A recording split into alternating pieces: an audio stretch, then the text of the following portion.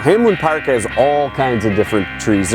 We've got sugar maples, there's beech trees, Norway spruces, big red oaks. As we started looking at them more and seeing what was going on with the canopies of the trees and the decay and rot that was happening up top, and then also because of some of the compaction, you started to get a lot of decay and rot into the trunks of the trees. Unfortunately, we had to go through and very meticulously decide which trees were going to come down and which ones were still in the shape where we could preserve them. After that, what could we do on the rest of the trees that were in the park, starting with the largest ones, to make them as safe as possible for the people around?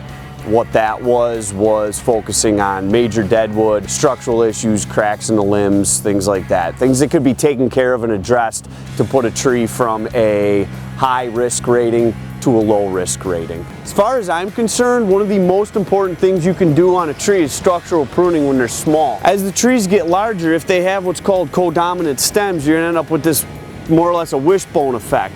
Generally, when you see a tree failure from up in the canopy, it's because it had a codominant stem where there was 2 leaders coming out of one spot. This oak here, you can see it goes up to about 9-10 feet and then it splits off into 2. Ideally, that would just be one strong limb in the center there. So when this tree was smaller, all it would have taken was one tiny little cut to set the tone for that tree to have one central leader.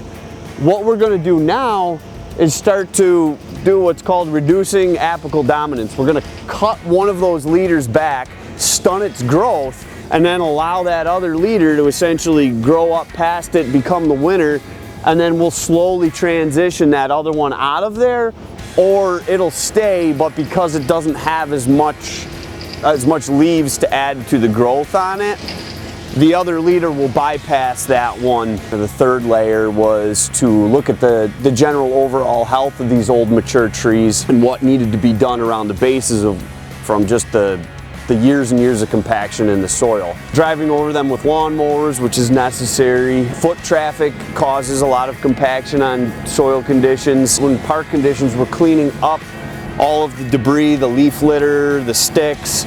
So these trees that by design are essentially fertilizing themselves with this organic material, we're coming through and cleaning it up. Trees can't pick up and go to the grocery store when they get hungry, so they have to find somewhere else that they have to pick up their nutrients from. Through the process of doing this air spade aeration on these trees, we're going to loosen up this compacted soil, and then we're going to also add mulch to the area so that as that mulch rots and decomposes, it's adding nutrients to the soil and the root systems, ultimately keeping these trees around for as long as we possibly can. The opportunity for us to be able to go through this park essentially with a fine-tooth comb and touch every tree here, make them safe, set them up for their longevity, it's very important to us, and I feel very fortunate that we're able to be part of this project.